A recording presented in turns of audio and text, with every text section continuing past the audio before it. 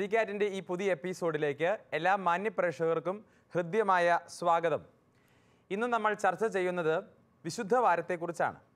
നമ്മുടെ ഇന്നത്തെ ഈ ചർച്ചയിൽ നമ്മുടെ ചോദ്യങ്ങൾക്കും സംശയങ്ങൾക്കും ഉത്തരം നൽകുവാനായി ഇവിടെ എത്തിച്ചേർന്നിരിക്കുന്നത് തലശ്ശേരി അതിരൂപതയുടെ സഹായമെത്രാനും CBCI ദൈവശാസ്ത്ര കമ്മീഷൻ അംഗവും സീറോ മലബാർ സഭയുടെ മാധ്യമ കമ്മീഷൻ ചെയർമാനുമായ അഭിവന്ദ്യമാർ ജോസഫ് പാംബ്ലാനി പിതാവാണ്. പിതാവിനെ ഏറ്റവും സ്നേഹത്തോടുകൂടെ ഈ പ്രോഗ്രാമിലേക്ക് സ്വാഗതം ചെയ്യുന്നു. ഇന്ന് ഈ പ്രോഗ്രാമിൽ ചോദ്യങ്ങൾ ചോദിക്കുന്നതിനും സംശയങ്ങൾ ഉന്നയിക്കുന്നതിനുമായി ഇവിടെ എത്തിച്ചേർന്നിരിക്കുന്നത് തലശ്ശേരി അതിരൂപതയിലെ വെള്ളരിക്കുണ്ട് ലിറ്റിൽ ഫ്ലവർ ഇടവകയിലെ മതാധ്യാപകരാണ്. അധ്യാപകരെയും ഈ പ്രോഗ്രാമിലേക്ക് ഏറ്റവും ഹൃദ്യമായി സ്വാഗതം ചെയ്യുന്നു. നമുക്ക് ചർച്ചയിലേക്ക് പ്രവേശിക്കാം.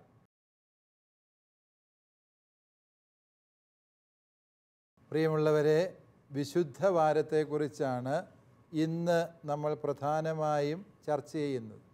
വിശുദ്ധ വാരം എന്ന് പറയുമ്പോൾ നമുക്കറിയാം, ഓശാന ഞായറാഴ്ച മുതൽ ഈസ്റ്റർ ഞായർ വരെയുള്ള ആ ആഴ്ചയാണ് വിശുദ്ധ വാരം, ഹോളി വീക്ക് എന്ന് നമ്മൾ വിശേഷിപ്പിക്കുന്നത്. അതെന്തുകൊണ്ടാണ് വിശുദ്ധ വാരമായി തീരുന്നത് എന്ന് ചോദിച്ചാൽ പല കാരണങ്ങളുണ്ട്. ഒന്ന്, ലോകത്തിൻ്റെ രക്ഷ സാധ്യമാക്കാൻ നമ്മുടെ കർത്താവ് ഈശോ മിശിഹ കാൽവരിയിലെ കുരിശിൽ മരിച്ച് നമുക്കായി രക്ഷ നേടിത്തന്ന ആഴ്ച ആണ് അത് എന്നുള്ളതുകൊണ്ട്. അതുപോലെ തന്നെ ദുഃഖവെള്ളി, പെസഹ വ്യാഴം, ഓശാന ഞായർ, ദുഃഖശനി, ഈസ്റ്റർ, ഇങ്ങനെ 5 സുപ്രധാന ദിവസങ്ങൾ ഈ വിശുദ്ധ വാരത്തിൽ നാം ആചരിക്കുന്നു. അതുകൊണ്ട് തന്നെ മറ്റേതൊരു വാരത്തേക്കാളും ആഴ്ചയേക്കാളും വിശ്വാസിയുടെ ജീവിതത്തിൽ പ്രധാനപ്പെട്ട ആഴ്ചയാണ് ഇത് എന്നും നമ്മൾ പരമ്പരാഗതമായി വിശ്വസിക്കുന്നു. അതുകൊണ്ട് തന്നെ വിശുദ്ധ വാരത്തോടനുബന്ധിച്ച് സഭയുടെ പല നിയമങ്ങളും ഉണ്ട് എന്നുള്ളത് സത്യമാണ്. കുമ്പസാരത്തെക്കുറിച്ചുള്ള നിയമങ്ങൾ തന്നെ അപ്രകാരമാണ്. ആണ്ടിലൊരിക്കലെങ്കിലും കുമ്പസാരിക്കുകയും പെസഹ കാലത്ത് പരിശുദ്ധ കുർബാന സ്വീകരിക്കുകയും ചെയ്യണം. കാരണം ഈ നാളുകളിൽ നമ്മൾ അനുസ്മരിക്കുന്നത് നമ്മുടെ പാപമോചനത്തിന് വേണ്ടി ഈശോ സ്ഥാപിച്ച എല്ലാ കൂദാശകളെയും, കൂടാതെ ലോകാവസാനത്തോളം നമ്മോടുകൂടി ആയിരിക്കുവാൻ അവിടുന്ന് പരിശുദ്ധ കുർബാന സ്ഥാപിച്ചതിനെക്കുറിച്ച്, പൗരോഹിത്യം എന്ന കൂദാശ സ്ഥാപിച്ചതിനെക്കുറിച്ച്, വിശുദ്ധ കുമ്പസാരം എന്ന കൂദാശ സ്ഥാപിച്ചതിനെക്കുറിച്ച്, ഈശോയുടെ യഥാർത്ഥ മാമോദീസയായ കുരിശിലെ ബലിയിൽ വിശുദ്ധ മാമോദീസായുടെ അർത്ഥം നമ്മൾ കണ്ടെത്തുന്നു. ഈ അർത്ഥത്തിൽ ചിന്തിക്കുമ്പോൾ ക്രൈസ്തവ വിശ്വാസത്തിൻ്റെ അടിസ്ഥാനങ്ങളായ എല്ലാ സത്യങ്ങളും ആചാരങ്ങളും അനുഷ്ഠാനങ്ങളും ഉത്ഭവിക്കുന്നത് ഈ വിശുദ്ധ വാരത്തിൽ നിന്നാണ്. അതുകൊണ്ടാണ് വിശുദ്ധ വാരത്തെ നാം ഇത്രയേറെ ആദരവോടെ നോക്കിക്കാണുന്നത്. അതിനാൽ തന്നെ വിശുദ്ധ വാരത്തെക്കുറിച്ച് കൂടുതൽ ആഴത്തിൽ മനസ്സിലാക്കേണ്ടത് നമ്മുടെ വിശ്വാസ പോഷണത്തിന് ഏറ്റവും അനുപേക്ഷണീയവുമാണ്. വിശുദ്ധവാരം എന്ന വിഷയത്തെക്കുറിച്ച് അഭിവന്ദ്യ പിതാവിൻ്റെ നല്ല ഒരു ആമുഖം നമുക്ക് ലഭിക്കുകയുണ്ടായി. ഇനി നമ്മൾ നമ്മുടെ ചർച്ചകളിലേക്ക് പ്രവേശിക്കുകയാണ്. ആരാണ് ആദ്യത്തെ ചോദ്യം ചോദിക്കുന്നത്? ഓക്കെ, ടീച്ചറാണ്. ടീച്ചറുടെ പേരെന്താണ്? ഷൈനി ജെയിംസ്. ഓക്കെ, ടീച്ചറുടെ ചോദ്യം. പിതാവേ, വിശുദ്ധവാരാചരണം എന്നു മുതലാണ് സഭയിൽ ആരംഭിച്ചത്? വിശുദ്ധ വാരാചരണം എന്നു മുതലാണ് എന്ന് ചോദിച്ചാൽ അതിന് കൃത്യമായി ഇത്രാം വർഷം മുതൽ എന്ന് പറയാൻ നമ്മുടെ കയ്യിൽ രേഖകൾ ഇല്ല എന്നുള്ളത് സത്യമാണ്. പക്ഷെ നമുക്കറിയാം, സഭയിൽ ഏറ്റവും ആദ്യം എഴുതപ്പെട്ടത് ഈശോ മിശിഹായുടെ പീഡാനുഭവ വിവരണങ്ങളാണ്. സുവിശേഷങ്ങൾ രൂപപ്പെടുന്നതിന് മുൻപ് തന്നെ എഴുതപ്പെട്ടതും എല്ലാ വിശ്വാസികളും ഹൃദിസ്ഥമാക്കിയിരുന്നതും ആയ വസ്തുതകൾ ഈശോയുടെ പീഡാനുഭവ വിവരണങ്ങൾ അഥവാ പാഷൻ നറേറ്റീവ്സ് ആയിരുന്നു എന്നുള്ളത് വസ്തുതാപരമാണ്. അതായത് സുവിശേഷങ്ങൾ രചിക്കപ്പെടുന്നതിന് മുൻപ് തന്നെ വിശ്വാസികൾ ഈ കുരിശുമരണത്തെയും ഈശോയുടെ പീഡാസഹനത്തെയും ഉത്ഥാനത്തെയും കുറിച്ച് തങ്ങളുടെ വിശ്വാസ ജീവിതത്തിൽ ഗൗരവമായി ധ്യാനിക്കുകയും ആത്മാർത്ഥമായി അത് അനുഷ്ഠിക്കുകയും ചെയ്തിരുന്നു എന്നാണ് അതിൽ നിന്ന് നമുക്ക് വ്യക്തമാകുന്നത്. അതുകൊണ്ട് തന്നെ നമുക്ക് പറയാൻ സാധിക്കും, ക്രൈസ്തവ വിശ്വാസത്തിൽ ഏറ്റവും ആദ്യം ആരംഭിച്ച ഭക്തികളിൽ ഒന്ന്, അല്ലെങ്കിൽ ആചാരാനുഷ്ഠാനങ്ങളിൽ ഒന്ന് പരിശുദ്ധ കുർബാന ആചരണം, അതായത് അപ്പം മുറിക്കൽ ശുശ്രൂഷയിലൂടെ ആരംഭിക്കുന്ന വിശുദ്ധ കുർബാന ആചരണം. അത് പെസഹ തിരുനാളിൽ സംഭവിക്കുന്നതാണ്. അതോടനുബന്ധിച്ചുള്ള ഈശോയുടെ പീഡാനുഭവ വിവരണങ്ങളും ഇവയുടെ ധ്യാനമാണ് ആദിമസഭയിൽ ഏറ്റവും ആദ്യം ആരംഭിച്ചിരുന്നത്. അതുകൊണ്ട് തന്നെ നമുക്കറിയാം, ആദിമസഭ എന്ന് പറഞ്ഞാൽ അത് തികച്ചും യഹൂദ സഭയായിരുന്നു ആരംഭകാലത്ത്. പൗലോസ്ലീഹായുടെ പ്രേക്ഷിത പ്രവർത്തനങ്ങൾ തുടങ്ങിയതോടുകൂടിയാണ് ഇത് വിജാതിയരുടെ ഇടയിലേക്ക് പടരുന്നത്. എന്നാൽ പൗലോസ്ലീഹ ഈ വിജാതീയ പ്രേക്ഷിത പ്രവർത്തനം തുടങ്ങുന്നതിന് മുൻപുള്ള സമയത്ത് ജെറുസലേമിലെ സഭ പൂർണ്ണമായും യഹൂദ സഭയാണ്. യഹൂദ ക്രൈസ്തവരാണ് അവിടെയുള്ളത്. യഹൂദ ക്രൈസ്തവരുടെ പ്രത്യേകത എന്താണെന്ന് ചോദിച്ചാൽ, അവരുടെ തിരുനാൾ ആഘോഷങ്ങളിലെ ഏറ്റവും പ്രധാന തിരുനാളാണ് ഏത്? പെസഹ തിരുനാൾ. പെസഹ തിരുനാളും പുളിപ്പില്ലാത്ത അപ്പത്തിൻ്റെ തിരുനാളും തമ്മിൽ 8 ദിവസത്തിൻ്റെ ദൈർഘ്യം യഹൂദർക്കുണ്ടായിരുന്നു. ഈ 2 തിരുനാളുകളെ തമ്മിൽ ബന്ധിപ്പിച്ചുകൊണ്ടാകാം ഒരുപക്ഷെ വിശുദ്ധവാരം എന്ന ഒരു ആചരണം ആദിമസഭയിൽ വന്നത്. അതുകൊണ്ട് തന്നെ പെസഹ തിരുനാൾ ആചരിക്കുന്നത്, അത് കൃത്യമായ അനുഷ്ഠാന വിധികളോടെ ആചരിക്കുക എന്നത് യഹൂദന് നിർബന്ധമായിരിക്കവേ, ആ പെസഹ തിരുനാളിനോടനുബന്ധിച്ച് നമ്മുടെ കർത്താവ് അനുഭവിച്ച പാടുപീഡകളെ ധ്യാനിക്കുന്ന പതിവ് ആദിമ ക്രൈസ്തവർ ആരംഭിച്ചിരുന്നു എന്ന് കരുതാനാണ് എല്ലാ സാധ്യതകളുമുള്ളത്. അതുകൊണ്ട് തന്നെ ഒരു ഡേറ്റ് ഇതിന് നിശ്ചയിക്കാൻ ശ്രമിച്ചാൽ AD 30കളിൽ തന്നെ ഈ ഒരു പീഡാനുഭവത്തെക്കുറിച്ചുള്ള ആഴമേറിയ ധ്യാനം, ഇന്ന് നമ്മൾ കാണുന്ന എല്ലാ അനുഷ്ഠാനങ്ങളും അന്ന് ഉണ്ടായിരുന്നു എന്നൊന്നും അല്ല പറയുന്നതിൻ്റെ അർത്ഥം. മറിച്ച് ഈ ഈശോയുടെ പീഡാനുഭവത്തെ വളരെ പ്രത്യേകമായി സ്മരിക്കുന്ന ആ ഒരു പെസഹ ആഴ്ചയിലെ അനുസ്മരണ കർമ്മങ്ങൾ AD 30കൾ മുതലേ ഉണ്ടായിരുന്നു എന്ന് കരുതാനാണ് ചരിത്രപരമായ എല്ലാ തെളിവുകളും ഉള്ളത്. അടുത്ത ചോദ്യം ആരാണ് ഇനി? ഓക്കെ, ടീച്ചറാണ്. ടീച്ചറുടെ പേരെന്താണ്? എൻ്റെ പേര് സജിത ജോൺസൺ. ഓക്കെ, ടീച്ചറുടെ ചോദ്യം. പിതാവേ, എന്തുകൊണ്ടാണ് ദുഃഖവെള്ളിയാഴ്ച കൂദാശകളൊന്നും പരികർമ്മം ചെയ്യപ്പെടാത്തത്? യെസ്, ദുഃഖവെള്ളിയാഴ്ച കൂദാശകൾ പരികർമ്മം ചെയ്യാൻ പാടില്ലേ എന്ന് ചോദിച്ചാൽ അതിന് വിലക്കുകളും തടസ്സങ്ങളും ഒന്നുമില്ല. ഇപ്പോൾ ഒരു കുഞ്ഞ് മരണാസന്നനാണ്, മാമോദിസ സ്വീകരിച്ചിട്ടില്ല, ദുഃഖവെള്ളിയാഴ്ച തീർച്ചയായും ആ കൂദാശ പരികർമ്മം ചെയ്യാം. ദുഃഖവെള്ളിയാഴ്ച ഒരു വ്യക്തിക്ക് രോഗീലേപനം കൊടുക്കാവോ? തീർച്ചയായും കൊടുക്കാം. ദുഃഖവെള്ളിയാഴ്ച ഒരു വ്യക്തിയെ കുമ്പസാരിപ്പിച്ചാൽ അത് സാധുവാണോ? തീർച്ചയായും അത്. അതുകൊണ്ട് കൂദാശകൾ പരികർമ്മം ചെയ്യാൻ പാടില്ല എന്ന് സഭയിൽ നിയമമൊന്നുമില്ല. പിന്നെ പരമ്പരാഗതമായിട്ട് സഭയിൽ ദുഃഖവെള്ളിയാഴ്ച വിശുദ്ധ കുർബാന ആചരിക്കാറില്ല. കാരണം എന്ത് എന്ന് ചോദിച്ചാൽ, വിശുദ്ധ കുർബാനയിൽ കൗദാശികമായി ചെയ്യുന്ന ആ കർമ്മത്തിൻ്റെ യഥാർത്ഥ അനുസ്മരണം നടക്കുന്നത് എവിടെയാണ്? ഈ ദുഃഖവെള്ളിയാഴ്ച തിരുക്കർമ്മത്തിലാണ്, ഇല്ലേ?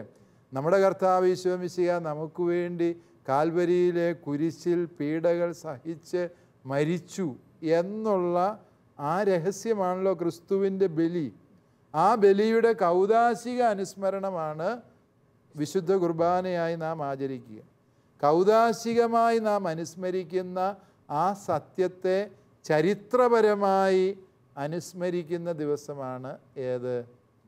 ദുഃഖവെള്ളി. അതുകൊണ്ട് തന്നെ അന്നത്തെ പീഡാനുഭവ വിവരണങ്ങളെ പ്രസ്തുത ബലിയുടെ ചരിത്രപരമായ അനുസ്മരണമായി സഭ കരുതുന്നതിനാൽ അന്ന് അതിൻ്റെ കൗദാശിക അനുസ്മരണമായ വിശുദ്ധ കുർബാന ഇല്ല എന്ന് സഭാ പാരമ്പര്യം അനുശാസിക്കുന്നു. എന്നാൽ ഏറ്റവും പ്രധാനപ്പെട്ട ആ ദിവസത്തിൽ വിശുദ്ധ കുർബാന സ്വീകരണം ഒഴിവാക്കണ്ട എന്നുള്ള ഒരു നിഗമനം വന്നതോടുകൂടി കഴിഞ്ഞ ഒരു 10-30 കൊല്ലം ആയിട്ട് അന്ന് വിശുദ്ധ കുർബാന വരുന്നവർക്കെല്ലാം വിശുദ്ധ കുർബാന സ്വീകരിക്കാനുള്ള അവസരം സഭ പ്രദാനം ചെയ്യുന്നുണ്ട്. അതുകൊണ്ട് വിശുദ്ധ കുർബാന എന്ന ആ ഒരു കൂദാശ സ്വീകരണത്തിനുള്ള അവസരം വാസ്തവത്തിൽ ദുഃഖവെള്ളിയാഴ്ചയും ഇപ്പോൾ സഭയിൽ ലഭ്യമാണ് എന്നുള്ളതാണ് സത്യം. അടുത്ത ചോദ്യം ഇനി ആരാണ്? ഓക്കെ, സാറാണ്. സാറിൻ്റെ പേരെന്താണ്? എൻ്റെ പേര് ജോഷ് ജോ ലൂയിസ് ഒഴുകയിൽ. ഓക്കെ, സാറിൻ്റെ ചോദ്യം.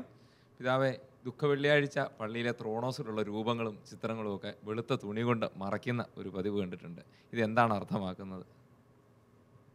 ദുഃഖവെള്ളിയാഴ്ച മാത്രമല്ല, അതിന് മുമ്പുള്ള ദിവസങ്ങളിൽ, അതായത് ഈശോയെ ഇവർ എറിയാൻ കല്ലുകളെടുത്തു എന്ന് പറയുന്ന ഒരു പാരമ്പര്യമുണ്ട്. അപ്പോൾ ഈശോ അവരുടെ ഇടയിൽ നിന്ന് പോയി മറഞ്ഞു, പിന്നെ ആരും ഈശോയെ കണ്ടില്ല എന്നൊരു വചനമുണ്ട്.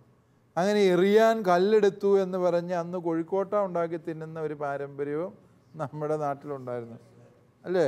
ഓശാന ഞായറാഴ്ചയുടെ തലേ ശനിയാഴ്ച ഇപ്രകാരം അന്നാണ് ഈശോ എറിയാൻ കല്ലുകൾ എടുത്തത്. അതിൻ്റെ ഈശോ പോയ ശേഷം തിരികെ വരുന്നത് ഓശാന ഞായറാഴ്ച വിജയശ്രീലാളിതനായ ജൈത്രയാത്ര നടത്തിക്കൊണ്ടാണ്.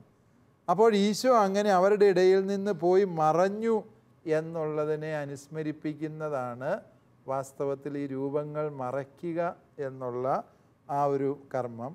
അതിന് യഥാർത്ഥ അർത്ഥം ഈ രൂപങ്ങൾക്കെല്ലാം, ഈ വിശുദ്ധരുടെ എല്ലാം ജീവിതങ്ങൾക്ക് യഥാർത്ഥ അർത്ഥം കൊടുക്കുന്നത് എന്താണ്?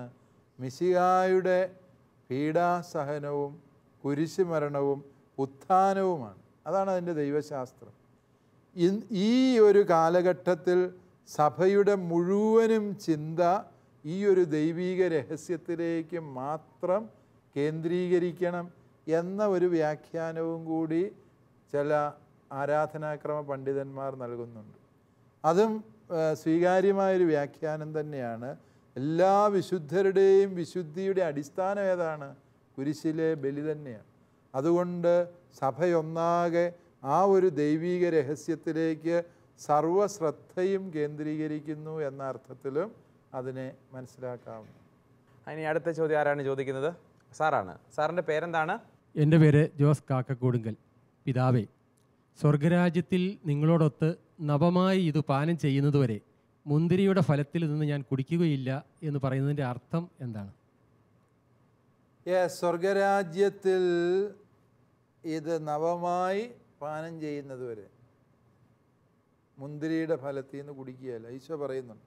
ലൂക്കാ സുവിശേഷത്തിലെ സ്ഥാപക വാക്യങ്ങൾക്കിടയിൽ ഈശോ പറയുന്ന വചനമാണിത്, അല്ലേ? മറ്റു സുവിശേഷങ്ങളിൽ സ്ഥാപന വാക്യങ്ങൾക്കിടയിൽ ഈ വചനമില്ല. അതേസമയം ലൂക്കാ സുവിശേഷൻ ഇത് പറയുന്നുണ്ട്. ഇതിൻ്റെ വ്യാഖ്യാനങ്ങൾ വളരെ വ്യത്യസ്തമാണ്. ഒരുപക്ഷെ അതിനെക്കുറിച്ച് തന്നെ ഒരു എപ്പിസോഡ് പറയേണ്ടതുണ്ട്. അത്രയും സങ്കീർണതകളിലേക്ക് ഞാനിപ്പോൾ പോകാൻ ഉദ്ദേശിക്കുന്നില്ല. ഏറ്റവും ലളിതമായൊരു വ്യാഖ്യാനം പറഞ്ഞാൽ, ഇത് കേവലം ഒരു വീഞ്ഞായി, മുന്തിരിച്ചാറായി നിങ്ങളിതിനെ കാണരുത്. മറിച്ച് ഇതെന്താണ്? ഇത് യഥാർത്ഥത്തിൽ എൻ്റെ തിരുരക്തം തന്നെയാണ്. ഇത് ഇനി സ്വർഗത്തിൽ മാത്രമേ ഇത് ലഭ്യമാവുകയുള്ളൂ. കാരണം എന്താ? എൻ്റെ മരണോത്ഥാനങ്ങളിലൂടെ ഞാൻ പിതാവിൻ്റെ വലതുഭാഗത്തേക്ക് പോവുകയാണ്. ഇനിമേൽ ഈ യഥാർത്ഥ തിരുരക്തം അത് നിങ്ങൾക്ക് ഞാൻ ലഭ്യമാക്കുകയാണ് ഈ കൂദാശയിലൂടെ. കേവലം ഒരു മുന്തിരിച്ചാറോ വീഞ്ഞോ ആയി മാത്രം ഇനിമേൽ ഈ പാനപാത്രത്തെ നിങ്ങൾ കാണരുത്. ഇത് സ്വർഗത്തിൽ മാത്രം ലഭ്യമാകുന്ന എൻ്റെ തിരുരക്തം തന്നെയാണ് എന്ന് ഈശോ അവിടെ അസന്നിഗ്ധമായി പറയുകയാണ്. ഇതെൻ്റെ രക്തമാകുന്നു എന്ന് പറഞ്ഞ ശേഷമാണ് ഈശോ ഈ വചനം പറയുന്നത്, അല്ലേ? അതുകൊണ്ട് ഈശോയുടെ തിരുരക്തം തന്നെയാണ് അത് എന്നുള്ള സത്യത്തെ ഈശോ മറ്റൊരു ഭാഷയിൽ ഊന്നിപ്പറയുകയാണ് ചെയ്യുന്നത് എന്നാണ് അതിൻ്റെ അർത്ഥം. അതിന് പെസഹാപരമായ അർത്ഥങ്ങൾ, മെസ്സിയാനിക് ബാങ്ക്വറ്റുമായി ബന്ധപ്പെട്ട അർത്ഥങ്ങളൊക്കെയുമുണ്ട്. അത്രയും സങ്കീർണതകളിലേക്ക് പോകാൻ നമുക്ക് സമയമില്ലാത്തതുകൊണ്ട് ഈ ഒരു അർത്ഥത്തിൽ അത് മനസ്സിലാകും. ഓക്കെ ഓക്കെ, ഇനി അടുത്ത ചോദ്യം ആരാണ്? ഓക്കെ, സാറാണ്. സാറിൻ്റെ പേരെന്താണ്? എൻ്റെ പേര് ജോബോയ്. ഓക്കെ, സാറിൻ്റെ ചോദ്യം. പിതാവേ, വിശുദ്ധവാരം ഇന്ന് തിരക്കുകളുടെ ദിനമാണ്. പ്രത്യേകിച്ച് പെസഹ വ്യാഴം, ദുഃഖവെള്ളി, ഈസ്റ്റർ എന്നിവ. യഥാർത്ഥത്തിൽ വിശ്വാസികളായ നമ്മൾ എങ്ങനെയാണ് ആ ദിനങ്ങൾ ആചരിക്കേണ്ടത്? അതുപോലെ തന്നെ പൂർവ്വകാലങ്ങളിൽ പണ്ടുണ്ടായിരുന്ന വ്യക്തികൾ എങ്ങനെയാണ് ആ ദിനങ്ങൾ ആചരിച്ചിരുന്നത്? യെസ്, ജോബോയ് സാറിൻ്റേത് നല്ല ചോദ്യമാണ് ചോദിച്ചത്. ജോബോയ് സാർ ചോദിച്ചത്, ഇത് നമ്മളിതെല്ലാം വളരെ തിരക്കായിട്ടാണ്. എന്താണ് ഈ വിശുദ്ധവാരത്തിൽ ഇത്രയും തിരക്ക്? വിശുദ്ധവാരത്തിലെ തിരക്ക് എന്ന് പറയുന്നത് ആകെ കൂടി ദുഃഖശനിയാഴ്ച ഒരു തിരക്കുണ്ട്, ഈസ്റ്ററിന് ഇറച്ചി മേടിക്കാൻ ഓടണമല്ലോ എന്നുള്ളൊരു തിരക്ക്, അതുപോലെ പെസഹ വ്യാഴാഴ്ച അപ്പം ഉണ്ടാക്കാൻ കള്ള് മേടിക്കാൻ ഓടണം. ഈ രണ്ട് തിരക്ക് കഴിഞ്ഞാൽ മറ്റെല്ലാം പോലെയല്ലേ ഇരിക്കുന്നത്. അതുകൊണ്ട് ഇതിനെ തിരക്കിൻ്റെ ദിവസമായിട്ട് കരുതാതെ അത് കൂടുതൽ പ്രാർത്ഥനയുടെയും ധ്യാനത്തിൻ്റെയും ദിനങ്ങളായി അതിനെ കരുതണം. പ്രത്യേകിച്ച് ദുഃഖവെള്ളിയാഴ്ച ഒരു നേരം എടുക്കണം. 14 വയസ്സിനും 60 വയസ്സിനും ഇടയിൽ പ്രായമുള്ള ആരോഗ്യമുള്ള എല്ലാവരും, എന്തെങ്കിലും രോഗപീഠകളുള്ളവരോ ഗർഭിണികളോ ഒഴികെ എല്ലാവരും ഒരു നേരം എടുത്ത് പ്രാർത്ഥിക്കേണ്ട ദിവസമാണ്. ഒരു നേരം എന്ന് പറഞ്ഞാൽ ഒരു നേരം ഭക്ഷിക്കാവൂ എന്നർത്ഥം. തിന്നുമ്പോഴല്ല ഒരു നേരമാണെന്നും പറഞ്ഞുകൊണ്ട് ഒരു നേരം എടുക്കുന്നവരുണ്ട്. അതല്ല, ഒരു നേരമേ ഭക്ഷിക്കാവൂ എന്നർത്ഥം. അതുപോലെ പെസഹ വ്യാഴാഴ്ച കൂടുതൽ സമയം ആരാധനയ്ക്ക് വേണ്ടി ചെലവഴിക്കണമെന്ന് അല്ലേ? നമുക്ക് വേണ്ടി ഈശോ പരിശുദ്ധ കുർബാന സ്ഥാപിച്ചു. ഈശോ ഗെത്സമൻ തോട്ടത്തിൽ അപ്പസ്തോലന്മാരോട് ചോദിക്കുന്നുണ്ട്, 1 മണിക്കൂറെങ്കിലും നിങ്ങൾക്ക് എന്നോടൊത്തുണർന്നിരിക്കാൻ മേലെ എന്ന് ചോദിക്കുന്ന ചോദ്യം ഉന്നയിക്കപ്പെട്ട ദിവസമാണ്. അതുകൊണ്ട് സഭാ പാരമ്പര്യത്തിൽ ആ പെസഹ വ്യാഴാഴ്ച കൂടുതലായി ഈശോയുടെ പരിശുദ്ധ കുർബാനയെ ധ്യാനിക്കുവാനുള്ള അവസരമായിട്ട് നമ്മൾ നീക്കിവെക്കുന്നു. പെസഹ വ്യാഴാഴ്ചയിലെ പെസഹ ഭക്ഷണത്തിന് ശേഷം പാന വായിച്ച് ഈശോയുടെ മരണത്തെ അനുസ്മരിക്കുന്ന പാരമ്പര്യം നമ്മുടെ വീടുകളിലുണ്ടായിരുന്നു. ആ പുത്തൻ പാന, അർണോസ് പാതിരി രചിച്ച പുത്തൻ പാന വായിക്കുന്ന അമ്മ കന്നി മണീതൻ്റെ നിർമ്മല ദുഃഖങ്ങൾ എന്നൊക്കെ തുടങ്ങുന്ന പഴയ പാനപ്പാട്ടുകൾ നിങ്ങൾക്കൊക്കെ അറിയാമായിരിക്കും. ആർക്കെങ്കിലും നന്നായി പാടാൻ അറിയാവോ? ഷൈനി ടീച്ചർ പാടും. എന്നാൽ 2 വരി ഏതെങ്കിലും പറഞ്ഞേ, പാനയ്ക്കകത്തുനിന്ന് 2 വരി പാട്ട് പാടിക്കും. അമ്മ കന്യാ മണി തൻ്റെ നിർമ്മലതു കങ്ങളിപ്പോൾ നന്മയാലേ മനസ്സുറ്റു കേട്ടുകൊണ്ടാലും. യെസ്, അതായത് പരിശുദ്ധ അമ്മയോട് ചേർന്ന് ഈശോയുടെ സഹനങ്ങളെ ധ്യാനിക്കുന്ന ഒരു മനോഹരമായ ഗീതമാണ് ഏത്? ഈ പാന അല്ലേ? പരിശുദ്ധ അമ്മയോടുകൂടെ ചേർന്നാണ്. അതൊരു സുന്ദരമായ പാരമ്പര്യമാണത്. ആ പാരമ്പര്യം നമ്മുടെ വീടുകളിൽ ഉണ്ടായിരുന്നു. ഇന്നിങ്ങനെ പാന പാടാനറിയാവുന്നവർ തന്നെ വീടുകളിൽ കുറവാണ്. എന്നാൽ അതിൻ്റെ CD ഒക്കെ ഉണ്ട്. അതൊക്കെ മേടിച്ചെങ്കിലും പഠിച്ച് അല്ലെങ്കിൽ CD വെച്ചെങ്കിലും ധ്യാനിച്ച് നമ്മൾ ഇത്തരത്തിൽ നമ്മുടെ ആ നഷ്ടപ്പെട്ടു പോയ സുന്ദരമായ ധ്യാന രീതികളെ വീണ്ടെടുക്കുന്നത് ഗുണകരമാണ്. അതുപോലെ പെസഹ കാലത്ത് ചെയ്യേണ്ട, വിശുദ്ധവാരത്തിൽ ചെയ്യേണ്ട മറ്റൊരു സുപ്രധാന കാര്യമാണ് ഏത്? വിശുദ്ധ കുമ്പസാരത്തിലൂടെ പാപമോചനം നേടണം എന്നുള്ളത്. അങ്ങനെ പാപമോചനം നേടിക്കഴിഞ്ഞാൽ നമുക്ക് ദുഃഖവെള്ളിയാഴ്ച ഈശോയുടെ വിശുദ്ധ കുരിശ് ചുംബിക്കുമ്പോൾ പൂർണ്ണ ദണ്ഡവിമോചനവും ലഭിക്കുന്നു എന്നുള്ളത് സത്യമാണ്. അതുകൊണ്ട് ഇപ്രകാരമുള്ള ശരിയായ ആത്മീയ അനുഷ്ഠാനങ്ങളിലൂടെ വേണം തിരക്ക് കൂട്ടാതെ വിശുദ്ധവാരം ആചരിക്കുക. തീർച്ചയായും. സാറിനൊരു സംശയമുണ്ട്. സാറിൻ്റെ പേരെന്താണ്? എൻ്റെ പേര് കെന്നഡി പൊടിമറ്റം. ഓക്കെ, സാറിൻ്റെ ചോദ്യം. ചോദ്യം ഇതായിരുന്നു. ചോദ്യമല്ല, അതായത് നമ്മുടെ ഇപ്പോഴത്തെ ഈ നവമാധ്യമങ്ങളുടെ വരവോടുകൂടി, അതായത് ഇപ്പം മൊബൈൽ ഫോണ്, ടെലിവിഷൻ, ഈ വാട്സപ്പ്, അപ്പോൾ ഇങ്ങനെയുള്ളൊരു സാഹചര്യത്തിൽ ഈ പഴയൊരു തീവ്രത ഇപ്പോൾ നമ്മുടെ ഈ ആചരണത്തിന് ഇല്ല എന്നുള്ളൊരു സത്യമല്ലേ എന്നുള്ളൊരു ചിന്ത. യെസ്, കെന്നഡി സാറ് പറഞ്ഞത് വളരെ നല്ലതാണ്. ഈ വിശുദ്ധ വാരത്തിൽ വിശ്വാസികൾക്ക് ചെയ്യാവുന്ന ഒരു നല്ല കാര്യം ഈ സാധനം ഓഫാക്കി വെക്കുക എന്നുള്ളതാണ്. അതായത് അത്യാവശ്യം ഫോൺ വന്നാൽ എടുക്കാം, ഫോൺ വിളിക്കണമെങ്കിൽ വിളിക്കാം, വാട്സപ്പ്, ഫേസ്ബുക്ക്, ഇൻ്റർനെറ്റ് ആക്സസ്, അങ്ങനെ ഒരു ഉപവാസം തന്നെ ചില മേഖലകളിൽ പ്രഖ്യാപിക്കപ്പെട്ടിട്ടുണ്ട്. ഈ ഫാസ്റ്റിംഗ് എന്ന് പറയും. ഈ ഫാസ്റ്റിംഗ് എന്ന് പറഞ്ഞാൽ ഈ ഇൻ്റർനെറ്റ് മേഖലകളിലേക്ക് ഈ വിശുദ്ധ വാരത്തിൽ പ്രവേശിക്കുകയാണ് എന്നൊരു തീരുമാനമെടുത്ത് നടപ്പിലാക്കാൻ കഴിഞ്ഞാൽ ഈ കാലഘട്ടത്തിലെ ഏറ്റവും അർത്ഥപൂർണമായ ഒരു വിശുദ്ധ വാരാചരണമാണത് എന്ന് ഞാൻ വിചാരിക്കുന്നു. അത് പ്രേക്ഷകർക്കും ഈ ഒരു നല്ല മാതൃക സ്വീകരിക്കാവുന്ന. ഓക്കെ, ഇനി അടുത്ത ചോദ്യം ആരാണ്? പിതാവേ, എന്തുകൊണ്ടാണ് ഈസ്റ്ററിൻ്റെ ദിവസം എല്ലാ വർഷവും മാറിക്കൊണ്ടിരിക്കുന്നത്? എന്ത് മാനദണ്ഡത്തിൻ്റെ അടിസ്ഥാനത്തിലാണ് ഈ ദിവസം തീരുമാനിക്കുന്നത്? യെസ്, ഈ ഡിസംബർ 25 ക്രിസ്തുമസ് എന്ന് ഫിക്സ് ചെയ്തതുപോലെ ഈസ്റ്റർ അങ്ങ് ഫിക്സ് ചെയ്തേക്കുമായിരുന്നെങ്കിൽ നമുക്കും ഒരു സമാധാനം ഉണ്ടായിരുന്നു, കാര്യങ്ങളെല്ലാം പ്ലാൻ ചെയ്യാൻ എളുപ്പമുണ്ടായിരുന്നു, അല്ലേ? ഇത് അങ്ങനെ എല്ലാം അങ്ങനെ സ്റ്റീരിയോ ടൈപ്പ് ആക്കണ്ടെന്ന് വിചാരിച്ചാൽ മതി. ചിലതൊക്കെ ഒന്ന് മാറി വരുന്നത് നല്ലതാണ്. എന്നാലും സാറ് ചോദിച്ചത് വളരെ വളരെ വിവാദപരമായ ഒരു സഭാചരിത്ര പ്രശ്നത്തിലേക്കാണ്. അതായത് ഈ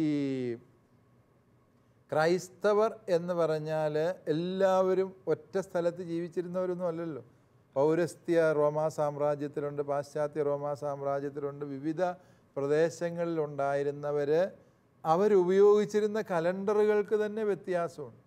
ചിലർ ജൂലിയൻ കലണ്ടർ ഉപയോഗിച്ചു. ജൂലിയൻ കലണ്ടർ തന്നെ പിന്നീട് നവീകരിച്ച് റിവൈസ്ഡ് ജൂലിയൻ കലണ്ടർ വന്നു. ഗ്രിഗറി മാർപ്പാപ്പായുടെ കാലത്ത് ഗ്രിഗോറിയൻ കലണ്ടർ വന്നു. ഇപ്രകാരം വിവിധങ്ങളായ കലണ്ടറുകൾ ഉപയോഗിച്ചിരുന്നു.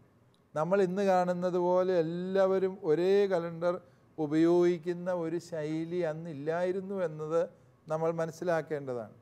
ഇനി ഈസ്റ്റർ ആഘോഷിക്കേണ്ടത് എപ്പോഴാണ് എന്നുള്ളത് ഒരു വിവാദ വിഷയമായി. കാരണം എന്താണെന്ന് ചോദിച്ചാൽ നീസാൻ മാസം 14-ാം തീയതി, അതാണ് ഈശോയുടെ മരണത്തിന് ഇടവരുത്തുന്ന പെസഹ തിരുനാളിൻ്റെ ഒരുക്ക ദിനം, അല്ലേ? അന്ന് ഈശോ മരിച്ചുവെങ്കിൽ അത് കഴിഞ്ഞ് 3-ാം ദിവസം ഈസ്റ്റർ സംഭവിക്കണം. ഈ പെസഹ ഈ നീസാൻ മാസം 14-ാം തീയതി ആണ്ടുവട്ടത്തിൽ ഏത് ദിവസവും വരാം, ഏത് ദിവസവും വരാം. അതായത് തിങ്കളാഴ്ച വരാം, ചൊവ്വാഴ്ച വരാം, ബുധൻ വരാം, വ്യാഴം, വെള്ളി, ശനി, ഞായർ, ഏതും ആകാം. ആഴ്ചയിലെ ഏത് ദിവസവും ഇതാകാം. പക്ഷേ ഈസ്റ്റർ എന്നേ ആഘോഷിക്കാൻ പറ്റുള്ളൂ, ഞായറാഴ്ചയേ പറ്റുള്ളൂ. ഞായറാഴ്ച ആഘോഷിക്കാൻ പറ്റുള്ളൂ. അപ്പോൾ തന്നെ ഒരു തർക്കം ഉണ്ടായി. അപ്പോൾ നീസാൻ മാസം 14-ാം തീയതി ഈശോ മരിച്ചു എന്ന് പറഞ്ഞാൽ 14-ന് മരിച്ചു, 15, 16-ന് ഈസ്റ്റർ ആഘോഷിക്കും. 16-ാം തീയതി വരുമ്പം ചിലപ്പം ബുധനാഴ്ചയായിരിക്കും, അല്ലേ 16-ാം തീയതി വരുന്നത് ചിലപ്പം തിങ്കളാഴ്ചയായിരിക്കും. അപ്പോൾ ഈസ്റ്റർ ആഘോഷിക്കാൻ പറ്റുകയില്ല. ചിലർ അന്ന് തന്നെ അങ്ങ് ഈസ്റ്റർ ആഘോഷിച്ചു തുടങ്ങി. വേറെ കുറേ പേര് പറഞ്ഞു അങ്ങനെ ആഘോഷിക്കാൻ ഞങ്ങളില്ല, ഞങ്ങൾ ഞായറാഴ്ച ഈസ്റ്റർ ആഘോഷിക്കൂ. അങ്ങനെയാണ് ആദ്യത്തെ തർക്കം ഈസ്റ്ററിൻ്റെ ഡേറ്റിനെ സംബന്ധിച്ച് ഉണ്ടാകുന്നത്. കലണ്ടറുകൾ തമ്മിലുള്ള തർക്കം വരുന്നത് പിന്നീടാണ്. ഇത് 325-ലെ നിഖ്യാ സൂനകദോസ് ഇതിനെ കൽപ്പന കൊടുത്തു. എല്ലാവരും ഈസ്റ്റർ ഞായറാഴ്ചയാണ് ആചരിക്കേണ്ടത്. കാരണം ഈശോ ഉയർത്തെഴുന്നേറ്റത് ഞായറാഴ്ചയാണെന്ന് വിശുദ്ധ ബൈബിളിൽ വളരെ വ്യക്തമായി പറയുന്നുണ്ട്. ആഴ്ചയുടെ ആദ്യ ദിവസം പുലർകാലെ മഗ്ദലന മറിയവും മറ്റേ മറിയവും കല്ലറയിലേക്ക് പോയപ്പോഴാണ് ഈശോയുടെ ഉയർപ്പിന് സാക്ഷ്യം വഹിക്കുന്നത്. അതുകൊണ്ട് വിശുദ്ധ ഗ്രന്ഥ പാരമ്പര്യമനുസരിച്ച് ഞായറാഴ്ച വേണം എന്ന് കൗൺസിൽ തീരുമാനമെടുത്തു. ഈ കാലഘട്ടത്തിന് മുമ്പ് തന്നെ സഭാപിതാക്കന്മാർ ഇതിനെക്കുറിച്ചുള്ള ഈ പൗരസ്ത്യ പാശ്ചാത്യ സഭകളിലെ പ്രശ്നത്തെ പരിഹരിക്കാൻ വേണ്ടി എന്ത് പറഞ്ഞാലും പാശ്ചാത്യർക്കും പൗരസ്ത്യർക്കും വ്യത്യസ്ത അഭിപ്രായങ്ങളാണ്. അപ്പോൾ പാശ്ചാത്യർക്കും പൗരസ്ത്യർക്കും തുല്യത കിട്ടുന്ന ഒരു ദിവസം അവർ കണ്ടുപിടിച്ചു. ഈ സഭാപിതാക്കന്മാർ അതീവ ബുദ്ധിമാന്മാരാണ്. അവർ കണ്ടുപിടിച്ച് എന്നാന്ന് ചോദിച്ചാൽ എല്ലാവർക്കും തുല്യത വരുന്ന, അതായത് പകലും രാത്രിയും തുല്യത വരുന്ന ആ 2 ദിവസങ്ങളേ ഉള്ളൂ ഈ ആണ്ടുവട്ടത്തിൽ. അതിലെ വസന്തകാലത്തിലെ ആ ദിവസം, അതിനെ സ്പ്രിംഗ് എക്വിനോക്സ് എന്ന് പറയും. ആ വസന്തകാലത്ത് സംഭവിക്കുന്ന ആ പ്രത്യേക ദിവസം, മിക്കവാറും അത് മാർച്ച് 20, 21 ആ ദിവസമാണത്. അന്ന് ഭൂമധ്യരേഖയ്ക്ക് കൃത്യം മുകളിൽ സൂര്യൻ വരുമ്പോൾ എന്ത് സംഭവിക്കുന്നു? തുല്യമായിട്ട് രാത്രിയും പകലും കൃത്യം 12 മണിക്കൂർ വരുന്നു. അപ്പോൾ സഭാപിതാക്കന്മാർ പറഞ്ഞു, ഇത് ഭൂമധ്യരേഖയ്ക്ക് കൃത്യം മുകളിലാണല്ലോ സൂര്യൻ, അതുകൊണ്ട് നമുക്ക് എന്ത് ചെയ്യാം, അതിനെ അങ്ങോട്ട് എടുക്കാമെന്ന് പറഞ്ഞു. ആ ദിവസം എടുത്ത് വെച്ചിട്ട് എന്ത് ചെയ്യണം, അത് കഴിഞ്ഞ് വരുന്ന ഫുൾ മൂൺ, വെളുത്ത വാവിന് ശേഷം വരുന്ന ഞായറാഴ്ചയാണ്. കാരണം എന്തിനാണ് ഈ വെളുത്ത വാവിനെ എടുത്തതെന്ന് ചോദിച്ചാൽ, നമ്മുടെ ഇന്ത്യയിലെ വാവ് നോക്കിയാണ് അവർ ചെയ്തതെന്ന് ചിലർ പറയാറുണ്ട്. അല്ല, വാസ്തവത്തിൽ ഈ നീസാൻ മാസത്തിലെ ഫുൾ മൂൺ ഡേയിലാണ് ഈശോയുടെ മരണം സംഭവിക്കുന്നത്. അതായത് ഈശോ മരിക്കുന്ന ആ ദിവസം, നീസാൻ മാസം 14-ാം തീയതി ഈശോ മരിക്കുന്ന ആ വർഷം പൂർണ്ണ ചന്ദ്ര ഉള്ള ദിവസമായിരുന്നു എന്ന ഒരു പാരമ്പര്യം 1-ാം നൂറ്റാണ്ട് മുതലേ ഉണ്ടായിരുന്നു. ആ ഒരു പാരമ്പര്യത്തെ കടമെടുത്തുകൊണ്ടാണ് സഭാപിതാക്കന്മാർ, വിശുദ്ധ ഇർനേവൂസ് ആണ് ഇതിന് നേതൃത്വം കൊടുക്കുന്നത്, ഈ സഭാപിതാക്കന്മാർ ഇങ്ങനെയൊരു ധാരണയിലേക്ക് എത്തിയത്. അതായത് നിലവിലുണ്ടായിരുന്ന പാരമ്പര്യം അവരെടുത്തു, അതോടൊപ്പം തന്നെ പാശ്ചാത്യ പൗരസ്ത്യ ദേശങ്ങളെ തൃപ്തിപ്പെടുത്തുന്ന ഒരു നിലപാട് സ്വീകരിച്ചു. മാർച്ച് 21-ാം തീയതി കഴിഞ്ഞുള്ള വെളുത്ത വാവ് അതിൻ്റെ പിറ്റേ ഞായറാഴ്ചയായിരിക്കും. ഇപ്പം മാർച്ച് 21-ാം തീയതി ഒരു വെളുത്ത വാവാന്ന് വിചാരിക്കുക. ആ വെളുത്ത വാവ് സംഭവിക്കുന്നത് ഒരു ശനിയാഴ്ചയാണ് എങ്കിൽ അതിൻ്റെ പിറ്റേ ഞായറാഴ്ച എന്താകാം? ഈസ്റ്റർ ആകാം. അതുകൊണ്ട് തൊട്ടടുത്ത ദിവസം ഈസ്റ്റർ വരാം. അത് അതിൻ്റെ ഈ മാർച്ച് 21-ാം തീയതി എന്ന് പറയുന്നത് അതിൻ്റെ വെളുത്തവാവ് തലേ ദിവസം കഴിഞ്ഞു പോയി എന്ന് വിചാരിക്കുക. പിന്നെ ഒരു വെളുത്തവാവ് വരണമെങ്കിൽ 28 ദിവസം കഴിയണം, അല്ലേ? അപ്പോഴത് നീണ്ട് ഏപ്രിൽ 25 വരെയും അത് നീളുകയും ചെയ്യും. അപ്പോൾ ഈ പാരമ്പര്യവും ചില പൊതുധാരണകളും പൊരുത്തപ്പെടുത്തിക്കൊണ്ട് സഭാപിതാക്കന്മാരുണ്ടാക്കിയ ഈ നിയമമാണ് ഈസ്റ്ററിൻ്റെ ഡേറ്റിന് ഇപ്രകാരം മാറ്റം വരുത്താൻ ഇടവരുത്തിയത്.